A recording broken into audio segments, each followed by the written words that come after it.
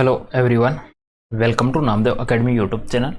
आज के इस वीडियो के अंदर एक और टॉपिक अपन कवर कर लेंगे गाइज। जनरल साइंस है, टॉपिक वाइज एमसीक्यू अपन कवर कर रहे हैं। केमिस्ट्री का टॉपिक है गाइज, परमाणु संरचना एटॉमिक स्ट्रक्चर से संबंधित गाइज अपन अप्रोक्सीमेट 100 से ज़्यादा गाइज एमसीक्यू कवर करेंगे गाइज, जिसका अपना पार्ट 1 है, जिसके अंदर अप्रोक्सीमेट 50-60 क्वेश्चन को कवर करने वाले हैं गाइज। तो गाइज वीडियो को लाइक कर दीजिएगा, चैनल को सब्सक्राइब कर दीजिएगा गाइज, नहीं किया है तो फटाफट जुड़ जाएगा सेशन के साथ में। और डेली बेसिस के ऊपर अपन जो टॉपिक वाइज एमसीक्यू करते हैं अच्छे से समझ के क्लियर करते रहेगा आप भी साथ में। Okay guys, good evening guys. तो गाइज पहला क्वेश्चन आप लोगों के सामने आ चुका है कि पदार्थ का जो परमाणु सिद्धांत है सबसे पहले किसके द्वारा प्रतिपादित किया गया। पदार्थ का परमाणु सिद्धांत सबसे पहले किसके द्वारा दिया गया गाइज, क्या आंसर बनेगा वो।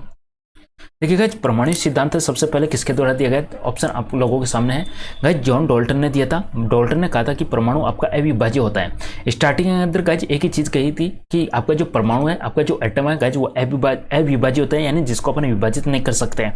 लेकिन आगे जाके 20वीं शताब्दी के अंदर यह थ्योरी है बिल्कुल फेल हो चुकी। उसके बाद में पता चला कि परमाणु को अपन विभाजित कर सकते हैं गाइज, उसके अंदर प्रोटॉन, न्यूट्रॉन, इलेक्ट्रॉन वगैरह फंडामेंटल पार्टिकल्स होते हैं। तो गाइज आंसर बन जाएगा यहाँ पे ऑप्शन नंबर बी के साथ में। परमाणु सिद्धांत सबसे पहले किसके द्वारा दिया गया गाइज, आपका राइट आंसर बन जाएगा जॉन डाल्टन के द्वारा। नेक्स्ट क्वेश्चन की बात करते हैं गाइज, परमाणु के नाभिक का आकार कितना होता है। गाइज आपसे साइज पूछी गई, न्यूक्लियस की साइज पूछी गई गाइज। क्वेश्चन देखिएगा, एग्जाम में क्वेश्चन आए गाइज, क्वेश्चन आपको बहुत ही अच्छे से रीड करना है गाइज। यहाँ पे देखिएगा ये दोनों है, दोनों आपके मोस्ट इंपॉर्टेंट टर्म्स हैं गाइज। अपन बात कर लेते हैं, ये तो अपना एटम हो गया गाइज। एटम के अंदर क्या होता है, आपका एक न्यूक्लियस होता है जिसके अंदर आपके प्रोटॉन और न्यूट्रॉन होते हैं। क्वेश्चन आपसे पूछा गया नाभिक की साइज कितनी होती है, इसके बारे में पूछा गया। क्वेश्चन आपसे एटम का नहीं पूछा गया गाइज, आपसे पूछा गया कि नाभिक की साइज कितनी होती है। तो गाइज आंसर बनेगा यहाँ पे ऑप्शन नंबर डी के साथ में 10⁻⁻15 मीटर। ध्यान दीजिएगा, आपसे गाइज न्यूक्लियस की साइज पूछी गई, न्यूक्लियस की साइज होते हैं 10⁻⁻15 मीटर होते हैं। गाइज आपसे एटम की पूछ ले तो गाइज एटम की साइज कितनी होती है, एटम की साइज होती है 10⁻10 मीटर। ओके गाइज, दोनों क्लियर हो गई अच्छे से। गाइज एटम की साइज होती है 10⁻10 मीटर और नाभिक की साइज होती है 10⁻15 मीटर। क्लियर है गाइज। 10⁻10 मीटर को अपन क्या कर सकते हैं, एक एंगस्ट्रॉम बोल सकते हैं। और गाइज 10⁻15 मीटर है, इसको अपन बोल सकते हैं एक फर्मी। क्लियर है गाइज। तो गाइज ये तो किसकी हो गई, ये तो अपनी न्यूक्लियस यानी नाभिक की साइज हो गई गाइज, ये आपके पूरे एटम की साइज हो गई। क्लियर है, दोनों में सस्पेंस नहीं होगा, अच्छे से एग्जाम्स के अंदर सोल्व कर लोगे गाइज। ओके, बिल्कुल स्लो करवाएंगे, don't worry. Next question guys देखिएगा, मोस्ट इंपॉर्टेंट क्वेश्चन है गाइज। सोडियम परमाणु में कोर इलेक्ट्रॉनों की संख्या कितनी होती है। गाइज कोर इलेक्ट्रॉनों की संख्या आपसे पूछी गई है गाइज। देखिएगा, पहली कक्षा के अंदर के हो गई, दूसरी कक्षा एल हो गई, यहाँ पे एम हो गई। गाइज दो प्रकार के यहाँ पे इलेक्ट्रॉन्स होते हैं। एक तो होता है आपका कोर इलेक्ट्रॉन होता है गाइज, जो अंदर की तरफ होता है, यानी जो अंदर वाली कक्षा में जो इलेक्ट्रॉन होते हैं उनको बोला जाता है कोर इलेक्ट्रॉन। और गाइज जो आउटर कक्षा के अंदर जितने भी इलेक्ट्रॉन्स होते हैं उनको बोला जाता है वैलेंसी इलेक्ट्रॉन। क्लियर है। तो गाइज चलो अपन स्ट्रक्चर बनाते हैं गाइज। इसका स्ट्रक्चर बनाओ तो के कक्षा में तो 2 इलेक्ट्रॉन आएंगे, एल कक्षा में 8 इलेक्ट्रॉन आएंगे, एम कक्षा के अंदर 1 आएंगे। यानी इस तरीके से गाइज कक्षा बनेगी। के अंदर आपके हो जाएंगे 2, एल के अंदर 8 हो गए। ये एम कक्षा है, एम कक्षा के अंदर 1 इलेक्ट्रॉन। तो अंदर कितने इलेक्ट्रॉन, 10। वैलेंसी इलेक्ट्रॉन कितने बनेंगे, वैलेंसी इलेक्ट्रॉन का मतलब जो बाहर की तरफ जितने इलेक्ट्रॉनों की संख्या उनको कहते हैं guys valency electron. Okay guys, तो गाइज यहाँ पे कोर इलेक्ट्रॉन हो गए आपके 8 और गाइज 10, और संयोजी इलेक्ट्रॉन या आपके जो वैलेंसी इलेक्ट्रॉन है उनकी संख्या हो गई 1। टोटल इलेक्ट्रॉनों की संख्या हो गई आपकी 11। नेक्स्ट क्वेश्चन, कौन सा एक किसी तत्व के परमाणु क्रमांक का सबसे सही निर्धारित करता है। तत्व का परमाणु क्रमांक अपने को बिल्कुल करेक्ट कैसे पता चलता है गाइज। हरिवराज जी तुम्हारा नेट स्लो चल रहा है, सही कीजिएगा, सब कुछ सही कनेक्टेड है गाइज। किसी भी तत्व के परमाणु क्रमांक का सही निर्धारण कैसे होता है, प्रोटॉन की संख्या से, प्रोटॉन और इलेक्ट्रॉन की संख्या से, या आयनों की संख्या से, या न्यूक्लियन की संख्या से। गाइज यहाँ पे एक टर्म सही है न्यूक्लियन। न्यूक्लियन किसे कहते हैं, न्यूक्लियन कहते हैं गाइज प्रोटॉन और न्यूट्रॉन को, जो नाभिक के अंदर उपस्थित होते हैं उनको न्यूक्लियन कहा जाता है। तो न्यूक्लियन हो गए आपके प्रोटॉन और न्यूट्रॉन। ध्यान रखिएगा, न्यूक्लियन के अंदर इलेक्ट्रॉन आपके सामने नहीं है, ओनली प्रोटॉन और न्यूट्रॉन को न्यूक्लियन कहा जाता है। गाइज क्वेश्चन का आंसर हो जाएगा ओनली एंड ओनली प्रोटॉन की संख्या से अपन डिसाइड करते हैं परमाणु क्रमांक कितना है। ओनली एंड ओनली प्रोटॉन की संख्या से अपन डिसाइड करते हैं। जैसे कि सोडियम हो गया, सोडियम के अंदर आपके 11 प्रोटॉन होते हैं, प्रोटॉन की संख्या 11 होती है। नियोन हो गया, इसके अंदर प्रोटॉन की संख्या 10 होती है, इसलिए अपन कह सकते हैं कि नियोन का परमाणु क्रमांक आपका 10 है। सोडियम का परमाणु क्रमांक आपका 11 है। क्लियर है चीज? जितने आपके पास में प्रोटॉन होंगे उतना ही उसका एटॉमिक नंबर बनेगा। देखिए ऑप्शन में से आवेश रहित पार्टिकल कौन सा है जिसके ऊपर किसी भी प्रकार का चार्ज नहीं होता? इलेक्ट्रॉन, प्रोटॉन या न्यूट्रॉन? जिस पर किसी भी प्रकार का चार्ज नहीं होता गाइज, आंसर बनेगा पे option number C, neutron. Neutron आपका चार्ज रहित होता है, इसके ऊपर 0 चार्ज होता है गाइज। इलेक्ट्रॉन के ऊपर आपका नेगेटिव चार्ज होता है, इलेक्ट्रॉन पे नेगेटिव चार्ज होता है, प्रोटॉन पे आपका पॉजिटिव चार्ज होता है। चार्ज कितना होता है गाइज वो भी आपको पता होना चाहिए, जैसे कि -1 और +1। इलेक्ट्रॉन पे -1 चार्ज होता है, प्रोटॉन पे आपका +1 चार्ज होता है और इसके ऊपर 0 चार्ज होता है। सस्पेंस में मत पड़ना, चार्ज पूछ रहा है आपसे या द्रव्यमान आपसे पूछ रहा है गाइज। क्लियर है? इनका रिप्रेजेंटेशन किस तरीके से होता है गाइज? रिप्रेजेंटेशन देख लेते हैं। इलेक्ट्रॉन को अपन रिप्रेजेंट करते हैं -1e0 से रिप्रेजेंट करते हैं। प्रोटॉन को अपन 1p1 से रिप्रेजेंट करते हैं। न्यूट्रॉन को गाइज अपन 0n1 से रिप्रेजेंट करते हैं। यह है इनका रिप्रेजेंटेशन। एक बार चलो मैं वेट भी बता देता हूँ गाइज सबका। गाइज इसका जो भार होता है, इलेक्ट्रॉन का भार होता है गाइज, वो होता है 9.1 × 10⁻31 kg में। ओके, प्रोटॉन का गाइज जो भार होता है वो होता है 1.6726 × 10⁻27 kg। न्यूट्रॉन का गाइज जो भार होता है वो होता है 1.6749 × 10⁻27 kg। दोनों का बिल्कुल बराबर होता है गाइज। ये यदि आपसे ग्राम में पूछ लिया जाए तो इसको 1000 से मल्टीप्लाइड करोगे तो पावर 10⁻27 ग्राम लग जाएगी। इस चीज़ का ध्यान रखिएगा। यहाँ पे 10⁻24 हो जाएगी यदि आप ग्राम लगाओगे तो, यहाँ पे अभी आपका 10⁻24 हो जाएगा यदि आप आगे ग्राम लगाओगे तो। क्लियर है? एग्जाम के अंदर श्योर देखना आपको कि किग्रा लगा हुआ है या ग्राम लगा हुआ है। सबसे पहले इलेक्ट्रॉन के आवेश का निर्धारण किसने किया? Most important question, very important question है। सबसे पहले इलेक्ट्रॉन के आवेश का निर्धारण किसने किया गाइज? इलेक्ट्रॉन पे आपका जो -1 चार्ज होता है इसका पता सबसे पहले किसने लगाया? गाइज आंसर बनेगा ऑप्शन नंबर बी के साथ में मिलिकन। आंसर बनेगा गाइज यहाँ पे ऑप्शन नंबर बी, मिलिकन। सबसे पहले आवेश का पता लगाया मिलिकन ने लगाया था। और गाइज कौन सी विधि से लगाया था? तो तेल बूंद विधि से, तेल बूंद विधि से, तेल बूंद प्रयोग विधि के द्वारा इसने पता लगाया था। ये चीज भी आपको ध्यान में रखना है। मिलिकन और तेल बूंद विधि के द्वारा उसने सबसे पहले इलेक्ट्रॉन के आवेश का निर्धारण किया था।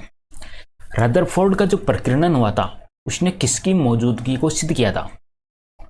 रदरफोर्ड ने क्या किया था गाइज? एक रेडियो एक्टिव एलिमेंट रख दिया था लेड के अंदर, शीशे के अंदर, और यहाँ पे एक गोल्ड की पन्नी ली थी, उस पर बौछार किया था। तो गाइज उसने क्या रिजल्ट निकाला? रदरफोर्ड के प्रकीर्णन ने किसकी मौजूदगी को सिद्ध किया? सभी पदार्थों के परमाणु, परमाणु के इलेक्ट्रॉन, परमाणु के न्यूट्रॉन या परमाणु के अंदर कोई केंद्रक। गाइज आंसर बनेगा यहाँ पे ऑप्शन नंबर डी के साथ में। परमाणु के अंदर एक सेंटर होता है, न्यूक्लियस होता है, उसको उसने एक पता लगाया था। अल्फा कणों की बौछार करके, एटम के ऊपर अल्फा कणों की बौछार की थी, उससे पता लगा कि परमाणु के अंदर कुछ यहाँ पे स्थित है। इलेक्ट्रॉन की खोज किसके द्वारा की गई थी गाइज? इलेक्ट्रॉनों की खोज होती है सन 1897 के अंदर। इलेक्ट्रॉनों की खोज होती है 1897 के अंदर, ध्यान रखिएगा। और गाइज ये जो परमाणु संरचना दी गई थी बोर और रदरफोर्ड ने, परमाणु संरचना देखिए मैं यहाँ पे लिख रहा हूँ गाइज, बहुत सारी चीजें सब लिख लीजिएगा आप चाहो तो। गाइज देखिएगा, इलेक्ट्रॉन है किसने दी थी? जे थॉमसन ने दी थी 1897 के अंदर। गाइज प्रोटॉन किसने दिया था? प्रोटॉन दिया गया था आपका रदरफोर्ड के द्वारा 1919। ठीक है, वैसे तो आपको पता है गोल्डस्टीन है, लेकिन ये ध्यान रखिएगा रदरफोर्ड ने नामकरण दिया था 1919 के अंदर। न्यूट्रॉन है गाइज आपका चैडविक है, कब? 1932। अब गाइज कुछ और इंपॉर्टेंट है, अपन क्या पढ़ रहे हैं? परमाणु संरचना पढ़ रहे हैं, एटॉमिक स्ट्रक्चर पढ़ रहे हैं, परमाणु संरचना। तो गाइज जो परमाणु संरचना किसने दी थी? परमाणु संरचना या गाइज आपका जो एटॉमिक स्ट्रक्चर है ये दिया गया था रदरफोर्ड के द्वारा और बोर के द्वारा, बोर एंड रदरफोर्ड। ओके, और ये कब दिया गया था गाइज? ये दिया गया था आपका 1913 के अंदर। 1911 के अंदर तो रदरफोर्ड ने इस पर प्रयोग किए थे गाइज, 1911 में रदरफोर्ड ने प्रयोग किए थे, और बाद में इसका जो बोर आया था, बोर ने 1913 के अंदर इसका पता लगाया था। डोल्टन वाला गाइज परमाणु सिद्धांत डोल्टन ने दिया था 1803 के अंदर। जॉन डोल्टन का जो परमाणु सिद्धांत है गाइज वो 1803 के अंदर दिया गया था। ठीक है, वीडियो गाइज आपका पीछे चल रहा है तो आप बराबर आ सकते हो, दोबारा से रिपीट करके आ जाएगा guys. Okay, next question, proton की खोज किसने की? प्रोटॉन के खोजकर्ता कौन है गाइज? अब अपने को ऑप्शन के अकॉर्डिंग आंसर देना है, अपने को ऑप्शन के अकॉर्डिंग आंसर देना है गाइज। ठीक है, बिल्कुल आप ट्रिक से याद कर सकते हो चाहो तो। ईंट पर नाचे, ईंट पर नाचे, ट्रिक से याद कर सकते हो।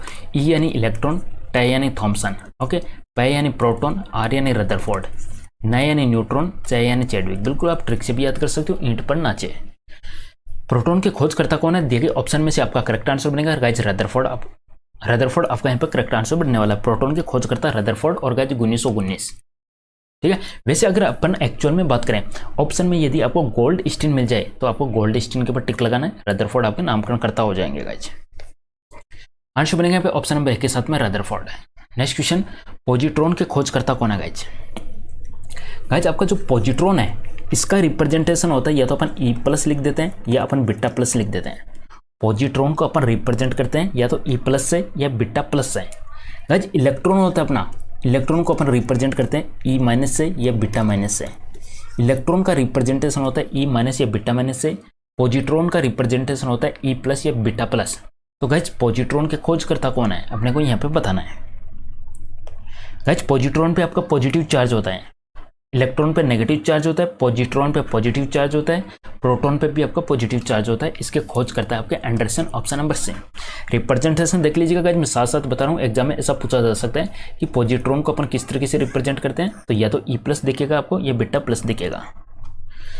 नेक्स्ट क्वेश्चन गाइज आपका कि भारतीय वैज्ञानिक जिसका नाम एक विशिष्ट मूल के कण के साथ जुड़ा है, एक स्पेशल पार्टिकल है, एक फंडामेंटल पार्टिकल है, उसके साथ में किस भारतीय वैज्ञानिक का नाम जुड़ा हुआ है गाइज। रमन, बोस, चंद्रशेखर या साहा। गाइज आंसर बनेगा यहाँ पे ऑप्शन नंबर B के साथ में बोस का नाम जुड़ा हुआ है गाइज। ध्यान रखिएगा ऑप्शन नंबर B आपका यहाँ पर करेक्ट आंसर बनेगा। गाइज कौन सा पार्टिकल है वो, उस पार्टिकल का नाम है बोसोन। बोसोन पार्टिकल है, इसके साथ में नाम जुड़ा हुआ है गाइज सत्येंद्रनाथ बोस या सत्येंद्रनाथ बसु। ध्यान रखिएगा पूरा नाम है सत्येंद्रनाथ बोस या सत्येंद्रनाथ बसु और पार्टिकल का नाम है बोसोन। नेक्स्ट क्वेश्चन, इलेक्ट्रॉन की जो तरंग प्रकृति होती है, वेव नेचर होता है, इसकी खोज किसने की थी। इलेक्ट्रॉन की तरंग प्रकृति किसके द्वारा दी गई guys. Thomson, de Broglie, Rutherford. Guys answer बन जाएगा यहाँ पे ऑप्शन नंबर B के साथ में डी ब्रोगली। तरंग प्रकृति दी गई थी डी ब्रोगली के द्वारा, ऑप्शन नंबर B। किसी भी परमाणु का जो गाइज रासायनिक व्यवहार होता है वो किसके ऊपर डिपेंड करता है, तो गाइज रासायनिक व्यवहार बता दीजिएगा। प्रोटॉन की संख्या पर डिपेंड करेगा या न्यूट्रॉन की संख्या पर डिपेंड करेगा या इसके बाहर घूम रहे इलेक्ट्रॉनों की संख्या पर डिपेंड करेगा या न्यूक्लियस के अंदर प्रेजेंट जो न्यूक्लियन है, न्यूक्लियन का मतलब प्रोटॉन और न्यूट्रॉन, उनकी संख्या पर डिपेंड करेगा। परमाणु का रासायनिक व्यवहार किस पर डिपेंड करेगा गाइज आंसर बनेगा यहाँ पे ऑप्शन नंबर C के साथ में उसके चारों तरफ घूम रहे इलेक्ट्रॉनों की संख्या के ऊपर। Option number C correct answer बनेगा, चारों तरफ घूम रहे इलेक्ट्रॉनों की संख्या पे। किसी भी परमाणु का गाइज जो द्रव्यमान होता है और द्रव्यमान संख्या का जो अंतर होता है उसे क्या कहते हैं। द्रव्यमान और द्रव्यमान संख्या का अंतर, गाइज क्वेश्चन में मिस्टेक है क्या। Z अक्ष ऐसे अपन रिप्रेजेंट करते हैं, द्रव्यमान आपका A हो गया गाइज। द्रव्यमान संख्या किसको बोलेंगे अपन, द्रव्यमान संख्या समथिंग मिस्टेक है, परमाणु क्रमांक। चलो ऑप्शन के अकॉर्डिंग अपन क्लियर करते हैं। अच्छा बिल्कुल सही है गाइज, द्रव्यमान और द्रव्यमान संख्या के अंतर बिल्कुल सही है गाइज। ध्यान रखिएगा अपन उस पर चले गए थे, Z अक्ष पे चले गए थे, उस पर नहीं जाना है अपने को, क्वेश्चन आपका अलग है गाइज। द्रव्यमान और द्रव्यमान संख्या का जो अंतर है वो कहलाता है आपका द्रव्यमान क्षति, ठीक है। जिस तरीके से अपन डेल M रिप्रेजेंट करते हैं गाइज, टोटल मास इसको करते हैं अपन guys, total mass minus mass of अपन इसके अंदर लेते हैं गाइज प्रोटॉन प्लस न्यूट्रॉन का, ये गाइज जो डिफरेंस कहलाता है आपका द्रव्यमान क्षति कहलाता है। ओके गाइज, द्रव्यमान क्षति कहलाते हैं। ऑप्शन नंबर C आपका यहाँ पे करेक्ट आंसर बनेगा, ऑप्शन नंबर C, ठीक है। यानी जो टोटल द्रव्यमान होगा उसमें से गाइज यदि अपन प्रोटॉन और न्यूट्रॉन का द्रव्यमान घटाएंगे तो अपने पास में निकल के आएगा द्रव्यमान क्षति। किसी भी जो न्यूक्लियर कण होता है उसमें कोई द्रव्यमान और आवेश नहीं होता किंतु परचक्रण होता है। परचक्रण बोलते हैं गाइज स्पिन को, जो स्पिन होता है उसको बोलते हैं, स्पिन को बोला जाता है गाइज परचक्रण। ओके गाइज, क्या आंसर बनेगा। गाइज आपने नाम सुना होगा जैसे कि क्वांटम नंबर हो गया, क्वांटम नंबर के बाद में गाइज आपने सुना होगा N L M S। ये गाइज आपका जो M होता है, ये जो S होता है, S को बोलते हैं स्पिन। तो गाइज जो आपका स्पिन होता है, स्पिन या तो +1/2 से होता है या स्पिन आपका -1/2 से होता है गाइज। तो किसी भी न्यूक्लियर कण के अंदर कोई द्रव्यमान और आवेश नहीं होता किंतु चक्रण होता है, उसे कहते हैं अपन neutron. Option number C, option number C आपका यहाँ पर करेक्ट आंसर बनेगा गाइज। इसके अंदर ओनली आपका स्पिन होता है गाइज। नेक्स्ट क्वेश्चन गाइस आपका, किन किरणों के प्रकीर्णन से नाभिक के आकार का आकलन किया जा सकता है? गाइस किसकी बौछार की थी ताकि उसे पता चला था कि ये जो न्यूक्लियस होता है इसकी साइज क्या है? कौन सी किरणों की बौछार के द्वारा पता लगाया जा सकता है कि नाभिक की साइज क्या है, न्यूक्लियस की साइज क्या है? अल्फा, बीटा, गामा या एक्स? गाइस आंसर बनेगा ऑप्शन नंबर ए के साथ में अल्फा किरणों की बौछार से पता चला कि नाभिक की साइज क्या है। अल्फा अपन किसको रिप्रेजेंट करते हैं? 2He4 को अपन कहते हैं अल्फा। रदरफोर्ड वाला मॉडल था उसमें भी उसने अल्फा किरणों की बौछार की थी। पॉजिट्रॉन किसका एंटी है? एंटी पार्टिकल है। गाइस किसका एंटी पार्टिकल है बता दीजिएगा। इलेक्ट्रॉन का, प्रोटॉन का, न्यूट्रॉन का या न्यूट्रॉन आ गया दोनों? दोनों न्यूट्रॉन नहीं, एक न्यूट्रिनो बनेगा आपका। एक होता है न्यूट्रिनो, एक होता है न्यूट्रिनो, एक होता है न्यूट्रॉन। गाइस आंसर बनेगा यहाँ पे ऑप्शन नंबर 1 के साथ में इलेक्ट्रॉन का एंटी है। देखिएगा कैसे है, इसको मैं रिप्रेजेंट करता हूँ या तो E- से या बीटा- से। प्रोटॉन को गाइस मैं सिंपल सा P से लिख देता हूँ। न्यूट्रॉन को किससे लिखता हूँ? सिंपल सी बात है, आप N से लिख देते हो इसको। न्यूट्रिनो को किससे रिप्रेजेंट करेंगे? न्यूट्रिनो को अपन गामा से रिप्रेजेंट करते हैं। न्यूट्रिनो का जो रिप्रेजेंटेशन होता है गामा से होता है। गाइस किसका एंटी पार्टिकल है? इलेक्ट्रॉन पे आपका नेगेटिव चार्ज होता है, प्रोटॉन के ऊपर आपका पॉजिटिव चार्ज होता है, न्यूट्रॉन के ऊपर आपका 0 चार्ज होता है। ओके गाइस, और आपका जो न्यूट्रिनो आ गया इसके ऊपर भी आपका 0 चार्ज होता है। न्यूट्रिनो पे भी 0 चार्ज होता है। पॉजिट्रॉन पे कितना चार्ज होता है? पॉजिट्रॉन आ गया, इसको अपन बीटा प्लस से लिखेंगे या E प्लस से लिखेंगे, और इसके ऊपर पॉजिटिव चार्ज होता है, इस पे भी पॉजिटिव चार्ज होता है। सब चीज़ें मोस्ट इंपॉर्टेंट है, एग्जाम में कुछ भी पूछा जा सकता है, जरूर नहीं सेम एज इट इज आपके सामने MCQ है। नेक्स्ट क्वेश्चन गाइस, जो नाभिक की द्रव्यमान संख्या है वो क्या रिप्रेजेंट करती है? Z अक्ष A द्रव्यमान संख्या यानी A है, ये क्या बताएगा? ये आपका क्या बताएगा गाइज? सदा उसके परमाणु क्रमांक से कम होती है या उसके परमाणु क्रमांक से ज्यादा होती है, परमाणु क्रमांक के बराबर होती है? गाइज बता दीजिएगा, बहुत ही सिंपल सा क्वेश्चन, सही जवाब दीजिएगा। इसका क्या आंसर दोगे? द्रव्यमान संख्या क्या होती है गाइज? गाइज आंसर बनेगा ऑप्शन नंबर बी के साथ में हमेशा परमाणु क्रमांक से ज्यादा होती है। गाइज परमाणु क्रमांक हो गया, परमाणु क्रमांक का मतलब अपन कह सकते हैं प्रोटॉन, जितने प्रोटॉन होते हैं उतना ही उसका परमाणु क्रमांक होता है। गाइज यहाँ पे मैं रिप्रेजेंट करता हूँ Z अक्ष A। गाइज Z का मतलब हो गया प्रोटॉन की संख्या, Z का मतलब प्रोटॉन की संख्या, और गाइज यहाँ पे A का मतलब हो गया प्रोटॉन प्लस न्यूट्रॉन की संख्या। अब देखिएगा ये जो A है इसके अंदर आपका प्रोटॉन भी शामिल है, इसमें आपका न्यूट्रॉन भी शामिल है। गाइज क्लियर है? डोंट वरी गाइज, मैं एग्जाम से पहले आपको पूरी करवा दूंगा, चाहे साइंस हो चाहे जीके हो, ज़्यादा से ज़्यादा MCQ इसी तरीके से, ठीक है? एग्जाम से पहले कंप्लीट हो जाएगा अपना। तो गाइज यहाँ पे आंसर बनेगा कि जो द्रव्यमान संख्या एक की वैल्यू है हमेशा P से ज़्यादा होती है। क्लियर है? ये तो मेरा A हो गया, ये मेरा P हो गया। तो गाइज एक की वैल्यू हमेशा P से ज़्यादा हुई कि नहीं हुई? नेक्स्ट क्वेश्चन, ये भी देखिएगा, सिंपल सा क्वेश्चन है बट मोस्ट इंपॉर्टेंट है। प्रोटॉन की जो ऊर्जा, संवेग और वेलोसिटी में सही संबंध बता दीजिएगा। क्वेश्चन आपसे पूछा गया ऊर्जा, संवेग और वेलोसिटी। गाइज अल्बर्ट आइंस्टीन ने एक सापेक्षता सिद्धांत दिया था, E बराबर mc²। ठीक है, यहाँ पे C आपकी वेलोसिटी है गाइज, साथ ही साथ में यहाँ पे P है, P होता है आपका mass into velocity. Okay guys, चाहे आप इसको गाइज V लिखो चाहे C लिखो, एक ही बात है, V लिखो या C लिखो, क्योंकि C भी आपकी वेलोसिटी है, V भी आपकी वेलोसिटी है। स्पेशली C का मतलब गाइज यहाँ पे स्पीड ऑफ लाइट से है। स्पीड ऑफ लाइट होते हैं 3 × 10⁸ मीटर प्रति सेकंड। ठीक है, 3 × 10⁸ मीटर प्रति सेकंड होती है गाइज। अब देखिएगा गाइज, अगर मैं E बराबर mc² है मेरे पास में, ठीक है, इसमें गाइज मैं C का भाग दे दूँ दोनों तरफ, तो गाइज मेरा ये C कैंसिल हो जाएगा, यहाँ पे बचा मेरा m × C। तो गाइज तो ये क्या बन चुका मेरा m × C क्या बन चुका? इसको चाहो तो मैं m × C भी लिख सकता हूँ, P बराबर m × V = m × C। तो E अपॉन में C = m × C क्या बन जाएगा? मेरा P बन जाएगा। तो ऑप्शन कौन सा मैच कर रहा है guys? E = P × C। Option कौन सा मैच कर रहा है वही मेरा करेक्ट आंसर हो जाएगा, ऑप्शन डी। ऑप्शन अच्छा ये आ गया, ये P बराबर E/C हो गया। क्लियर है? तो यहाँ पे कौन से फॉर्मूले बन रहे हैं गाइज? एक तो E बराबर mc² का बन रहा है, P बराबर m × V या m × C बन रहा है। इन दोनों से अपन गाइज रिलेशन निकाल लेंगे। ऑप्शन डी आपका करेक्ट आंसर बन रहा है। रासायनिक तत्व के अणु के संदर्भ में चुंबकीय क्वांटम संख्या का संबंध क्या है? गाइज आपकी जो क्वांटम संख्या है वो 4 प्रकार की होती है। एक तो होती है आपकी प्रिंसिपल क्वांटम नंबर, जिसको अपन कहते हैं मुख्य क्वांटम नंबर L होगी। उसके बाद में गाइज आती है एक आपकी द्विगुणसी को बोलते हैं अपन एजीमुथल। एजीमुथल को अपन एल से रिप्रेजेंट करते हैं। तीसरी आती है आपकी मैग्नेटिक क्वांटम नंबर, जिसको अपन एम से रिप्रेजेंट करते हैं। और चौथी आती है आपकी स्पिन क्वांटम नंबर, जिसको चक्रण से रिप्रेजेंट करते हैं। 4 प्रकार की क्वांटम संख्याएं होती है, एन, एल, एम, एस। पहली एन का मतलब है यहाँ पे प्रिंसिपल यानी मुख्य। दूसरी एल का मतलब यहाँ पे द्विगुणसी, मैं लिख देता हूँ यहाँ पे द्विगुणसी। द्विगुणसी को गाइस बोला जाता है इंग्लिश में एजीमुथल।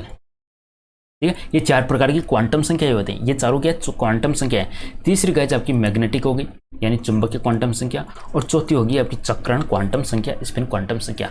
रासायनिक तत्व के अणु के संदर्भ में चुंबकीय क्वांटम संख्या का संबंध है, आंसर बनेगा ऑप्शन नंबर डी के साथ में चक्रण से। चुंबकीय क्वांटम संख्या का संबंध गाइस अभिविन्यास, आवर्ती, अमाप है। चक्रण से तो गाइस एस बनेगा, समथिंग मिस्टेक हो रही है। स्पिन से तो आपका चौथा है, स्पिन से आपका चौथा बनेगा। तो गाइस एम आपका ऊर्जा से बनना चाहिए, एम आपका ऊर्जा से बनना चाहिए। गाइस क्वेश्चन में समथिंग मिस्टेक लग रही है गाइस, इस क्वेश्चन का एक बार स्क्रीनशॉट ले लीजिएगा। ठीक है गाइस, आपका जो एस है, एस आपका चक्रण को रिप्रेजेंट करता है, और एम होता है चुंबकीय क्वांटम। गाइस वो या तो आपकी कक्षा का जो लेवल होता है, ऊर्जा होती है, ऊर्जा को रिप्रेजेंट करता है। एम होता है आपका ऊर्जा लेवल को बताएगा। ऊर्जा लेवल आपका ऑप्शन में नहीं आ रहा कहीं ना कहीं। ओके गाइस, तो गाइस इस क्वेश्चन का एक बार स्क्रीनशॉट ले लीजिएगा आप लोग, क्वेश्चन नंबर 21 का। नेक्स्ट क्वेश्चन गाइस आपका, किसी तत्व के रासायनिक गुण निम्न में से कौन तय करता है? केमिकल प्रॉपर्टीज या रासायनिक गुण कौन रिप्रेजेंट करेगा गाइस? प्रोटॉन, इलेक्ट्रॉन या न्यूट्रॉन या अप्रोक्स सभी? तो गाइस आंसर बनेगा यहाँ पे इलेक्ट्रॉनों की संख्या। ध्यान रखिएगा, क्वेश्चन इंपॉर्टेंट है, गलत करवा सकता है आपका। इलेक्ट्रॉनों की संख्या, रासायनिक गुण कौन बताएगा गाइस? इलेक्ट्रॉनों की संख्या, ऑप्शन नंबर बी। एक परमाणु में 9 तो इलेक्ट्रॉन है और 10 न्यूट्रॉन है, तो उसकी द्रव्यमान संख्या कितनी होगी? गाइस द्रव्यमान संख्या दी जाती है किससे? ए बराबर हो गया प्रोटॉन प्लस न्यूट्रॉन। प्रोटॉन का मास प्लस न्यूट्रॉन का मास इक्वल टू द्रव्यमान संख्या। गाइस आपको न्यूट्रॉन तो 10 दे रखे हैं, न्यूट्रॉन की वैल्यू तो 10 दे रखी है, आपको इलेक्ट्रॉन 9 दे रखे हैं। प्रोटॉन की संख्या कितनी बनेगी? इलेक्ट्रॉन आपको 9 है गाइस, इलेक्ट्रॉन जितने होंगे उतने ही आपके प्रोटॉन होंगे। समझिएगा, 9 इलेक्ट्रॉन दे रखे हैं तो गाइस 9 ही आपके पास में प्रोटॉन है। प्रोटॉन की संख्या होगी आपकी 9, और 9 और 10 कितना होगा? 19। तो इसका जो मास है गाइस वो बन जाएगा आपका ऑप्शन नंबर डी, 19। ओके, जितने इलेक्ट्रॉन है उतना ही प्रोटॉन होता है। गाइस इसके अंदर इलेक्ट्रॉनों की संख्या कितनी है? अब गाइस इसके अंदर आपके प्रोटॉन है 19, इसमें प्रोटॉन है 19, तो गाइस जितने प्रोटॉन होते हैं उतने ही इलेक्ट्रॉन होते हैं। आंसर बनेगा यहाँ पे भी आपका 19। प्रोटॉन 19 है तो इलेक्ट्रॉन भी इसमें 19 होने वाले हैं। नेक्स्ट क्वेश्चन गाइस, आपको परमाणु क्रमांक 17 दे रखा है और द्रव्यमान आपको 35 दे रखा है। जेड अक्ष ए में जेड की वैल्यू आपके पास में 17 है, ए की वैल्यू गाइस आपके पास में 35 है। तो गाइस इसके क्लोरीन परमाणु के नाभिक में होंगे गाइस 17 क्लोरीन का ही होता है आपका। तो गाइस इसके अंदर नाभिक में क्या होंगे? तो गाइस सिंपल सी बात है, इसमें से घटाते अपन, इसको अपन पी भी बोल सकते हैं। तो गाइस न्यूट्रॉन की वैल्यू आ जाएगी मेरे पास में 35 माइनस 17, 18 आ जाएगी। आंसर बनेगा ऑप्शन नंबर बी, 18 मेरे पास में न्यूट्रॉन है गाइस। ओके नेक्स्ट क्वेश्चन, ये गाइस किसका इलेक्ट्रॉनिक विन्यास है? किसका इलेक्ट्रॉनिक विन्यास बताया जा रहा है यहाँ पे? गाइस यहाँ पे आपको सबको ऐड कर लेना है। यहाँ पे 2 और 2 4, 4 6 10, 2 + 2 + 6, 6 2 8 2 10। गाइस 10 आपके पास में इलेक्ट्रॉन आ गए, इलेक्ट्रॉनों की संख्या 10 है, यानी गाइस प्रोटॉन की संख्या भी 10 है। गाइस 10 पे कौन सा आता है आपका? 10 पे आता है नियोन आता है। क्लियर है? 10 पे आपका नियोन आएगा। तो गाइस नियोन यहाँ पे भी है, नियोन यहाँ पे भी है, यहाँ पे भी है। अब किस पे टिक करोगे? गाइस नियोन के बाद में सोडियम आपका 11 पे आता है।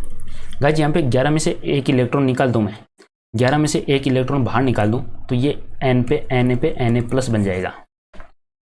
आंसर बनेगा मेरा ऑप्शन नंबर बी। ठीक है, क्योंकि सोडियम मेरा 11 पे होता है और यहाँ पे Na+ है, यानी इसने एक इलेक्ट्रॉन त्याग दिया, तो Na+ में हो गए आपके 10, नियोन में आपके 10 है ही। ओके, तो ये जो विन्यास है ये आपका या तो Na का बनेगा या Na+ का बनेगा। Na- का कितना हो जाएगा? Na- यानी इसने एक और ग्रहण कर लिया, एक और ग्रहण कर लिया, यानी पहले इसमें 11 थे, एक और ले लिया इसने, अब इसमें हो जाएंगे 12। नेक्स्ट क्वेश्चन गाइज, इसका इलेक्ट्रॉनिक विन्यास क्या बनेगा? 13 एल्यूमिनियम 27, इसका इलेक्ट्रॉनिक कॉन्फ़िगरेशन क्या बनेगा गाइज? ओके गाइज, तो देखिएगा, पहली कक्षा, दूसरी कक्षा, तीसरी कक्षा, चौथी कक्षा, कक्षा में इलेक्ट्रॉन भरे जाते 2n² फॉर्मूले के अकॉर्डिंग। इलेक्ट्रॉनों में कक्षा भरे जाते 2n² फॉर्मूले के अकॉर्डिंग। ये k पहली कक्षा है, l दूसरी कक्षा, ये तीसरी कक्षा, ये चौथी कक्षा। तो यहाँ पे n की वैल्यू 1 रखोगे तो यहाँ पे 2 आ जाएगा। यहाँ पे गाइज n की वैल्यू 2 रखोगे तो यहाँ पे 8 आ जाएगा। n की वैल्यू 3 रखोगे तो गाइज 3 3 9 9 दूनी 18 आ जाएगा, इस तरीके से। तो गाइज अपने को तो 13 ही भरने हैं, तो पहले में मैं 2 भर लेता हूँ, दूसरे में मैं 8 भर लेता हूँ, जो बच गए वो तीसरे में भर देता हूँ। 8 और 2 10 और 3 13। आंसर बन जाएगा मेरा option number B. Okay guys, option number B आपका बिल्कुल सही जवाब है। नेक्स्ट क्वेश्चन गाइज आपका, गाइज वीडियो को लाइक कर दीजिएगा, लाइक कर दिया करो पहले ही स्टार्टिंग में ही।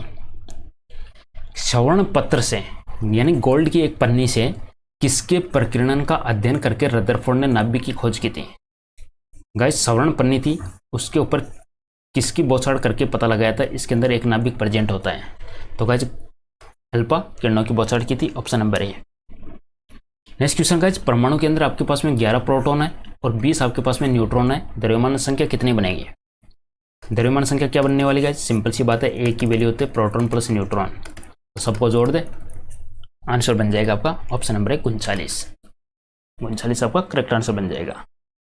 नेक्स्ट क्वेश्चन गाइज आपका यहाँ पे है कि कक्षा में यदि कक्षा की संख्या को n से व्यक्त किया जाता है तो किसी कक्षा में अधिकतम इलेक्ट्रॉनों की संख्या क्या होगी?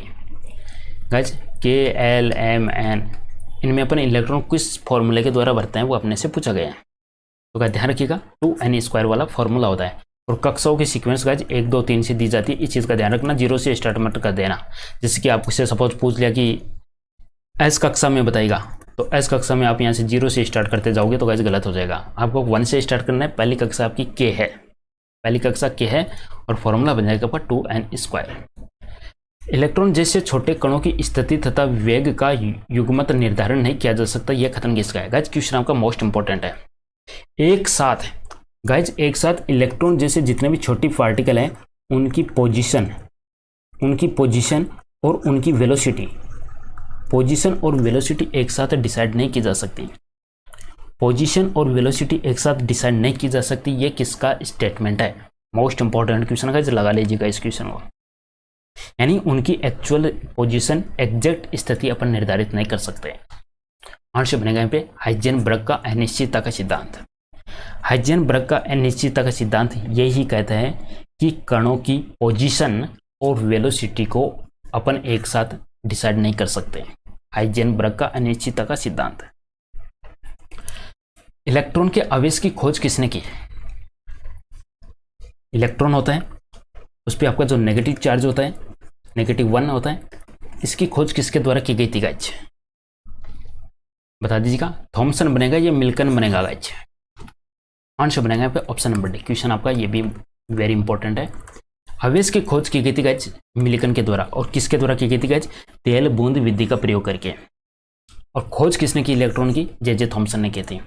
इलेक्ट्रॉन की खोज जे थॉमसन ने की थी सन 1897 के अंदर। नेक्स्ट क्वेश्चन, किसी तत्व के रासायनिक गुण निर्भर करते हैं। रासायनिक गुण किस पे डिपेंड करेंगे? द्रव्यमान पे, संख्या पे, ये द्रव्यमान संख्या या परमाणु भार। किसी तत्व का रासायनिक गुण किस पे डिपेंड करेगा गाइज? आंसर बनेगा ऑप्शन नंबर बी के साथ में, परमाणु संख्या पे। अब ये क्वेश्चन पहले आया था, पहले क्या आया था, किस पे डिपेंड करेगा? तो अपन आंसर लगा रहे थे इलेक्ट्रॉनों की संख्या के ऊपर। जो बाहर इलेक्ट्रॉन चक्कर लगा रहे थे अपन वो टिक कर रहे थे गाइज। चाहे गाइज आप परमाणु संख्या बोल दीजिएगा या प्रोटॉन की संख्या बोल दीजिएगा या इलेक्ट्रॉन की संख्या बोल दीजिएगा, एक ही बात है। परमाणु संख्या या प्रोटॉन की संख्या या इलेक्ट्रॉन की संख्या एक ही बात है गाइज। ऑप्शन बी आपका सही जवाब बन जाएगा। निम्न में से कौन सा एक क्लोरीन का सही इलेक्ट्रॉनिक विन्यास बनेगा गाइज? क्लोरीन आता है गाइज आपका 17 पे, 17C35 बोलते हैं अपन इसको, 17Cl35। तो 17 पे आ गया, तो पहली कक्षा में 2, दूसरी में 8, बच गए 7। तो गाइज आंसर बन जाएगा मेरा ऑप्शन बी, 2 8 7। आणविक कक्षा का जो अभिविन्यास है किसे नियंत्रित होता है? ऑप्शन यहाँ पे आपको से दिया गया है, द्विगुणित क्वांटम नंबर, इसको इंग्लिश में बोला जाता है एजीमुथल क्वांटम नंबर, और इसका जो सिंबल होता है वो होता है एल से। इसको बोला जाता है गाइज प्रिंसिपल क्वांटम नंबर, इसको बोला जाता है एन सिंबल से। तीसरा आपका कि magnetic quantum number, magnetic quantum number इसको दिया जाता है एम से। और लास्ट आपका कि guys spin quantum number, spin quantum number इसको दिया जाता है एस से।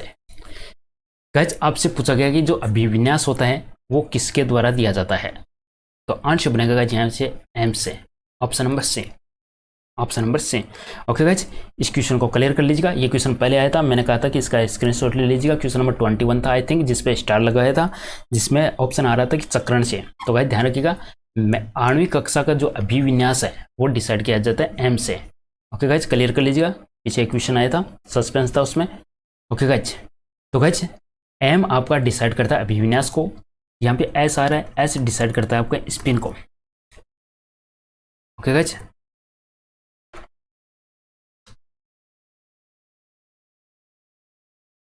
नेक्स्ट क्वेश्चन आपका है कि जो एक धनायनित कार्बन परमाणु है, कार्बन 6C12 होता है, इसके नाभिक में क्या होता है?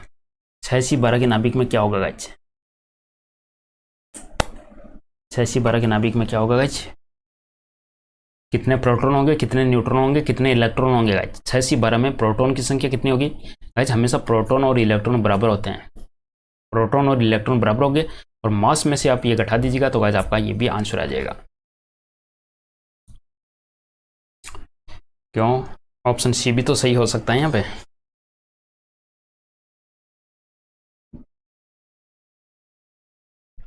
ऑप्शन सी भी तो सही हो सकता है। 6C12, 6 प्रोटॉन और 6 न्यूट्रॉन, 6 इलेक्ट्रॉन।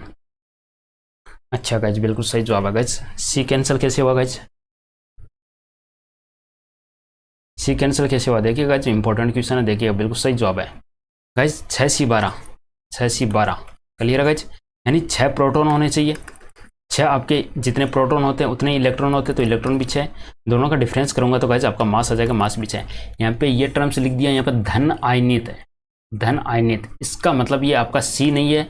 जो नॉर्मल एटम होता है गाइज वो उदासीन होता है, नॉर्मल एटम आपका विद्युत उदासीन होता है। यहाँ पे धनायनित बोला है, यानी C+ की बात हो रही है गाइज यहाँ पे कहीं ना कहीं, तो C+ की बात हो रही है तो गाइज आपका मास उतना ही रहने वाला है, प्रोटॉन उतना ही रहने वाला है गाइज। इलेक्ट्रॉन की संख्या आपकी कम हो जाएगी, प्लस है तो यानी उसने डोनेट कर दिया, तो गाइज इलेक्ट्रॉनों की संख्या आपकी कम हो जाएगी गाइज। आंसर बनेगा option number A. Okay guys, clear है, कंसेप्ट समझ में आ गया। धन आयनित कार्बन की बात हो रही है गाइज। नेक्स्ट क्वेश्चन गाइज आपका, जब 2 इलेक्ट्रॉन एक ही कक्षा में होते हैं तो उनमें क्या पाया जाता है? जब 2 इलेक्ट्रॉन एक ही कक्षा में होते हैं, एक जैसा स्पिन होगा या उनका अपोजिट स्पिन बनेगा, या एक जैसा या अपोजिट स्पिन बनेगा, या किसी भी प्रकार का स्पिन नहीं बनेगा। जब 2 इलेक्ट्रॉन एक ही कक्षा में होते हैं तो गाइज क्या होगा? उनमें अपोजिट स्पिन बनेगा, ध्यान रखिएगा। तो एक में यदि +1/2 का स्पिन होगा तो दूसरे में आपका -1/2 का स्पिन बनेगा। जब 2 इलेक्ट्रॉन एक ही कक्षा में होता है तो गाइज इनके अंदर अपोजिट स्पिन बनेगा। किसी तत्व की दूसरी कक्षा में परमाणुओं की मैक्सिमम संख्या कितनी हो सकती है? गाइज दूसरी कक्षा यानी KL, L में दूसरी कक्षा, K1 कक्षा, M आपकी तीसरी कक्षा, तो दूसरी कक्षा में अधिकतम इलेक्ट्रॉनों की संख्या कितनी हो सकती है गाइज? तो आंसर बनेगा यहाँ पे ऑप्शन नंबर 1 के साथ में 2n² यूज कीजिएगा, फॉर्मूला 2n²। इसमें 2 × 1 का स्क्वायर करोगे तो 2 आ जाएगा, दूसरी कक्षा में 2 × 2 का होल स्क्वायर करोगे तो गाइज आपका 8 आ जाएगा, इस तरीके से। नेक्स्ट क्वेश्चन गाइज आपका है, परमाणु संख्या Z और द्रव्यमान संख्या A के परमाणु में इलेक्ट्रॉनों की संख्या कितनी बनेगी? गाइज इलेक्ट्रॉनों की संख्या कितने बनने वाली है? यहाँ पे परमाणु संख्या Z है, द्रव्यमान संख्या ये है, Z अक्ष A, इसके अंदर गाइज इलेक्ट्रॉनों की संख्या कितनी बनने वाली है? तो गाइज ये Z का मतलब क्या है? Z आपका प्रोटॉन है, जितने प्रोटॉन होते हैं उतने इलेक्ट्रॉन होते हैं आपके, तो आंसर बन जाएगा यहाँ पे option number A. Option number A आपका यहाँ पे करेक्ट आंसर बनेगा। प्रोटॉन की संख्या और इलेक्ट्रॉन की संख्या आपकी हमेशा बराबर होती है, option number A. Next question का आपका कि सोडियम का जो एटॉमिक नंबर है अपन इस तरीके से लिखते हैं, सोडियम को 11Na23। ओके गाइज, सोडियम का जो परमाणु क्रमांक है गाइज वो आपका 11 है, द्रव्यमान संख्या 23 है, इलेक्ट्रॉन, न्यूट्रॉन और प्रोटॉन की संख्या कितनी बनने वाली है? तो गाइज 11 यहाँ पे प्रोटॉन आ रहा है, प्रोटॉन 11 है तो गाइज इलेक्ट्रॉन भी आपका 11 बनने वाला है। क्लियर गाइज, तो इलेक्ट्रॉन मेरे पास में 11 हो जाएंगे, प्रोटॉन मेरे पास में 11 हो गए, तो इलेक्ट्रॉन प्रोटॉन हो गए। न्यूट्रॉन चाहिए मेरे को, तो न्यूट्रॉन गाइज मैं मास में से घटा दूं परमाणु क्रमांक को, मास माइनस प्रोटॉन, तो 23 - 11 ये हो जाएगा 12, ये आ जाएगा मेरे पास में 12। तो पहले इलेक्ट्रॉन लिखना है आपको, पहले 11 लिखना है, फिर न्यूट्रॉन 12 लिखना है गाइज, फिर आपको प्रोटॉन 11 लिखना है, 11 12 11। ऑप्शन डी आपका करेक्ट आंसर बन जाएगा गाइज।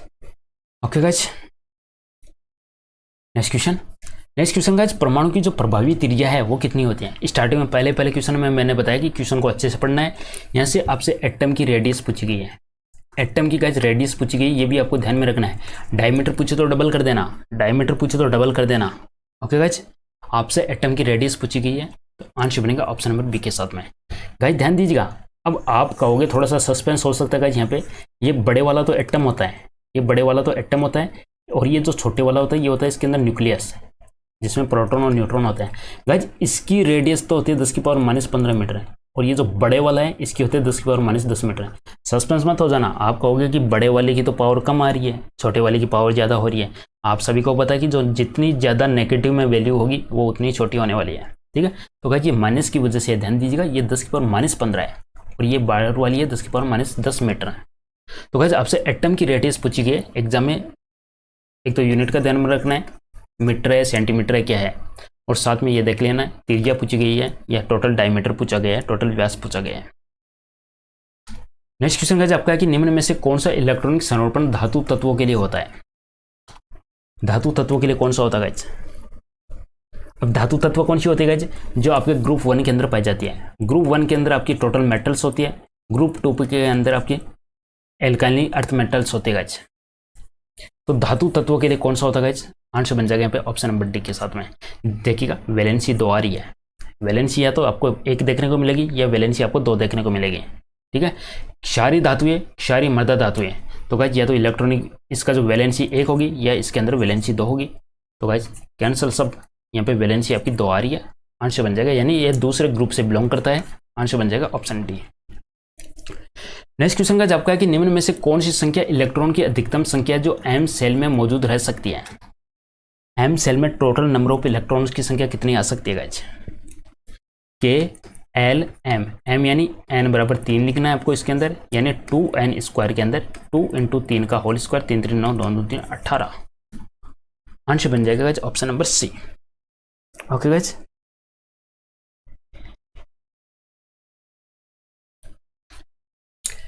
परमाणु संरचना का मॉडल किसने विकसित किया। 2 क्वेश्चन और देखेंगे गाइस, बाकी क्वेश्चन अपन इसके नेक्स्ट पार्ट में देखेंगे। 45 क्वेश्चन कवर करेंगे, वीडियो लेंथी बन रहा है, बाकी क्वेश्चन अपन नेक्स्ट पार्ट में देखेंगे इसके, हो सकता है कि 3 पार्ट बना ले। फिर परमाणु संरचना का मॉडल किसने विकसित किया, अल्फ्रेड नोबेल, फैराडे, बोर या रदरफोर्ड या वोल्टा।